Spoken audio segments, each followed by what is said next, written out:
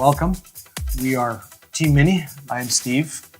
I am Dalen. Team Mini doesn't end with just two people. We're just a very small sliver of the group. I had a vision to not to look at me and show off, but to say, hey, look what we could do with a pair of hands. Nothing special about the car itself. It's in a 2001 Ford Focus. So currently in the Focus, we are running both front and rear CC 6.5 to run off an SS4A 4-channel amplifier. We have a DD Audio M4A and the 9500 pens. The longevity of the gear that DD Audio provides is what dragged me in the first place. Not to mention the simple company. It's a mom and pop company. It's not like millions of people working. We never stopped competing or testing for well over 4 years. I've been told many times that there's no way you can build something that has sound quality and that is loud. And I think we just showed people that it can be done, and it is done. The Focus normally does the Burp class or the SPL class and Cyclone. Cyclone composes of a 3-part competition category. The first being RTA. You're judged on 30 bands, and your mission is to try to get each band to be within 3 decibels of the next band. The smoother the curve, no matter what shape, the higher the score. The perfect score being 100.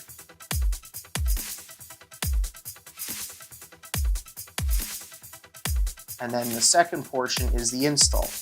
So that portion, you're graded on particular components in your vehicle. The third portion is the SPL portion, my personal favorite. Your score is based on being as loud and as low frequency as you possibly can. So every decibel that you produce, you gain 1 point. You also get scored on how low frequency you play.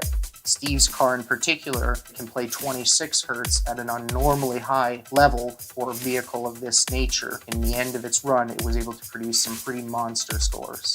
In both Cyclone runs, because we had a 3X and a 4X, we managed to squeeze the perfect scores, and we got first in both. For the 4X, we actually raised the bar substantially and also brought home the ring, which is amazing for what little car it is.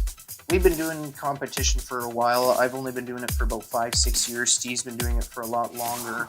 And this gives a smaller town, smaller name on the map, a chance to compete against those that are the legends of car audio. The community is actually extremely supportive. We met a ton of great people that we had competed before online, but never actually met. Some people like Directonics, they were all extremely welcoming to the fact that we're just there was 2 cars from our neighborhood of Canada that came out, and they loved us like we were the biggest team there. So the car community, like the car audio community, it's a very good community. Louisville, Kentucky puts on the finals to go to. It is the big show.